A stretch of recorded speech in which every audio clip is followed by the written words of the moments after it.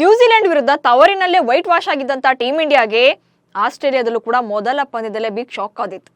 ಬ್ಯಾಟಿಂಗ್ಗೆ ಇಳಿದಿದ್ದಂತ ಭಾರತ ತಂಡದ top order ಬ್ಯಾಟ್ಸ್ಮನ್ಗಳು pavilion parade ನಡೆಸಿದ್ರು. But bowling ಶುರುವಾದ ಮೇಲೆ ಕೊಂಚ ನಿಟ್ಟುಸಿರು ಬಿಡುವಂತಾಯ್ತು. ಬ್ಯಾಟಿಂಗ್ ಅಬ್ಬರ ನೋಡೋಕೆ ಕಾಯ್ತಾ ಇದ್ದವರಿಗೆ ಸಿಕ್ಕಿದ್ದು ಬೌಲರ್ಗಳ ರಣಾರ್ಭಟ. ಅದರಲ್ಲೂ ಕೂಡ ನಮ್ಮ ಹಂಗಾಮಿ ನಾಯಕ ಜಸ್ಪ್ರೀತ್ ಬೂಮ್ರಾ ಅಂತೂ ಕಾಂಗರುಗಳ ಮೇಲೆ ಸವಾರಿ ನಡೆಸಿದ್ರು. ಹಾಗಾದ್ರೆ ಪರ್ತ್ನ ಮೊದಲ ಪಂದ್ಯದಲ್ಲಿ ಭಾರತದ ಬ್ಯಾಟಿಂಗ್ ಸ್ಟ್ರೆಂತ್ ವೀಕ್ನೆಸ್ ಬಯಲಾಯ್ತಾ? ಟಾಪ್ ಆರ್ಡರ್ ಬ್ಯಾಟರ್ಸ್ ಕೈ ಕೊಡ್ತಿರೋದು ಯಾಕೆ? ಬೌಲರ್ಸ್ ತಂತ್ರ ವರ್ಕೌಟ್ ಆಯ್ತಾ? ಈ ಬಗ್ಗೆ ಕಂಪ್ಲೀಟ್ ಮಾಹಿತಿಯನ್ನು ನೀಡ್ತೇನೆ. ನಾನು ಶಾಂತ. ನೀವು ಸುದ್ದಿ ಅನ್ನದ ಸಬ್ಸ್ಕ್ರೈಬರ್ ಆಗೋದಕ್ಕೆ ಮರಿಬೇಡಿ.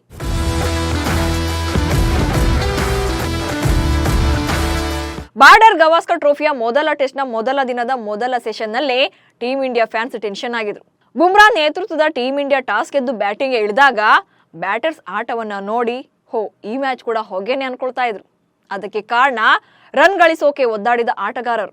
ಏನಪ್ಪಾ ಇದು ಬ್ಯಾಟಿಂಗ್ ಲೈನಪ್ ಇಷ್ಟೊಂದು ವರ್ಸ್ಟ್ ಅನ್ಕೊಳ್ತಿರುವಾಗಲೇ ಬೌಲರ್ಸ್ ಅಖಾಡಕ್ಕಿಳಿದಿದ್ರು.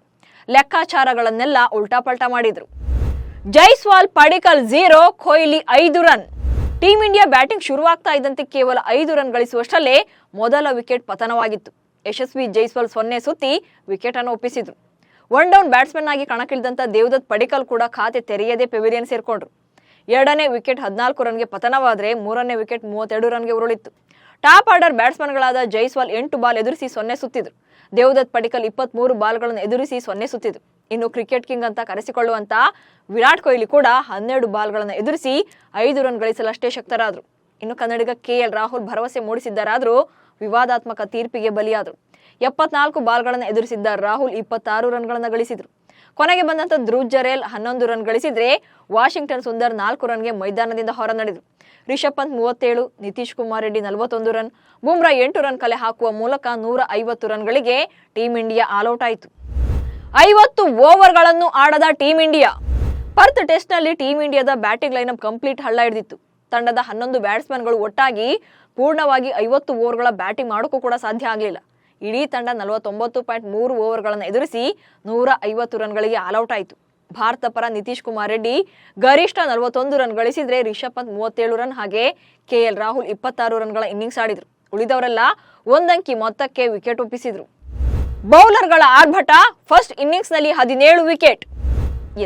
ಪರ್ತ್ ಟೆಸ್ಟ್ ನಲ್ಲಿ ನಿಜಕ್ಕೂ ಕೂಡ ಇವತ್ತಿನ ದಿನ ಬೌಲರ್ಸ್ ಪರವಾಗಿತ್ತು. 2 ತಂಡಗಳಿಂದ ಒಂದು ಹಾಫ್ ಸೆಂಚುರಿ ಕೂಡ ಬರಲಿಲ್ಲ. ಆಸ್ಟ್ರೇಲಿಯಾದಲ್ಲಿ 17 ವರ್ಷಗಳ ಬಳಿಕ ಒಂದೇ ದಿನ ಟೆಸ್ಟ್ ನಲ್ಲಿ 17 ವಿಕೆಟ್ಗಳು ಉರುಳಿದ್ವು. ಆಸ್ಟ್ರೇಲಿಯಾ ಪರ ಹೇಜಲ್ವುಡ್ ಮಾರಕ ಬೌಲಿಂಗ್ ದಾಳಿ ನಡೆಸಿದ್ರು. 13 ಓವರ್ಗಳ ಬಾಲ್ ಅನ್ನ ಹಾಕಿ 5 ಮೇಡನ್ ಎಸೆತ ಮಾಡಿ 29 ರನ್ಗಳನ್ನು ನೀಡಿದ್ರು. ಇನ್ನು ಸ್ಟಾರ್ಕ್, ಪ್ಯಾಟ್ ಕಮಿನ್ಸ್ ಹಾಗೆ ಮಾರ್ಷ್ ತಲಾ 2 ವಿಕೆಟ್ಗಳನ್ನು ಪಡೆದು ಮಿಂಚಿದ್ರು. ಈ ಮೂಲಕ ಭಾರತವನ್ನ ಆಲ್ಔಟ್ ಮಾಡುವಲ್ಲಿ ಯಶಸ್ವಿಯಾದರು. ಟೀಂ ಇಂಡಿಯಾಗೆ ಭರ್ಜರಿ ಬಲ ತುಂಬಿದ ಬುಮ್ರಾ. ಭಾರತದ ಬ್ಯಾಟಿಂಗ್ ನೋಡಿ ತಲೆಕೆಡಿಸಿಕೊಂಡಿದ್ದಂತ ಅಭಿಮಾನಿಗಳಿಗೆ ಕೊಂಚ ನಿಟ್ಟುಸಿರು ಬಿಡುವಂತೆ ಮಾಡಿದ್ದೇ ಜಸ್ಪ್ರೀತ್ ಬುಮ್ರಾ. 150ಕ್ಕೆ ಆಲ್ಔಟ್ ಆಗಿದ್ದಂತ ಭಾರತದ ವಿರುದ್ಧ ಆಸ್ಟ್ರೇಲಿಯಾ ಲೀಡ್ ತಗೊಳುತ್ತೆ ಅನ್ಕೊಳ್ಳುವಾಗಲೇ ನಮ್ಮ ಬೌಲರ್ಸ್ ಕಾಂಗರುಗಳ ಮೇಲೆ ಸವಾರಿ ಮಾಡಿದ್ರು. ಅದರಲ್ಲೂ ಕೂಡ ಬುಮ್ರಾ ರಣಾರ್ಭಟ ಇನ್ನೂ ಕೂಡ ಜೋರಾಗೇ ಇತ್ತು. ಆರಂಭಿಕರ 3 ವಿಕೆಟ್ಗಳನ್ನ ಪಡೆದಿದ್ದು ಕೂಡ ಅವರೇ. ಮೊದಲ ಇನ್ನಿಂಗ್ಸ್ ನಲ್ಲಿ 4 ವಿಕೆಟ್ ಕಿತ್ತು ಮಿಂಚಿದ್ರು. ಇದಕ್ಕೆ ಸಾಥ್ ಕೊಟ್ಟಂತ ಮೊಹಮ್ಮದ್ ಸಿರಾಜ್ 2 ವಿಕೆಟ್ಗಳನ್ನ ಬೇಟೆಯಾಡಿದ್ರು. ಹಾಗೆ ಹರ್ಷಿತ್ ರಾಣಾ ಕೂಡ ಟ್ರಾವಿಸ್ ಹೆಡ್ರನ್ನ ಪೆವಿಲಿಯನ್ ಸೇರಿಸಿದ್ರು. ಹೀಗೆ ಫಸ್ಟ್ ಇನ್ನಿಂಗ್ಸ್ ಮುಗಿಯೋ ವೇಳೆಗೆ ಆಸ್ಟ್ರೇಲಿಯಾ 67 ರನ್ಗೆ 7 ವಿಕೆಟ್ಗಳನ್ನ ಕಳ್ಕೊಂಡಿದೆ. ಒಟ್ನಲ್ಲಿ ಬ್ಯಾಟಿಂಗ್ ಆರ್ಭಟವನ್ನ ನೋಡೋಕೆ ಕಾಯ್ತಾ ಇದ್ದವರಿಗೆ ಇವತ್ತು ಬೌಲರ್ಸ್ ಮಸ್ತ್ ಎಂಟರ್ಟೈನ್ಮೆಂಟ್ ಅನ್ನು ಕೊಟ್ಟಿದ್ದಾರೆ. ಸೊ ನಾಳಿನ ಪಂದ್ಯದಲ್ಲಿ ಹೇಗೆ ಟ್ವಿಸ್ಟ್ ಸಿಗುತ್ತೆ ಅನ್ನೋದನ್ನ ಕಾದು ನೋಡಬೇಕು. ನಮಸ್ಕಾರ.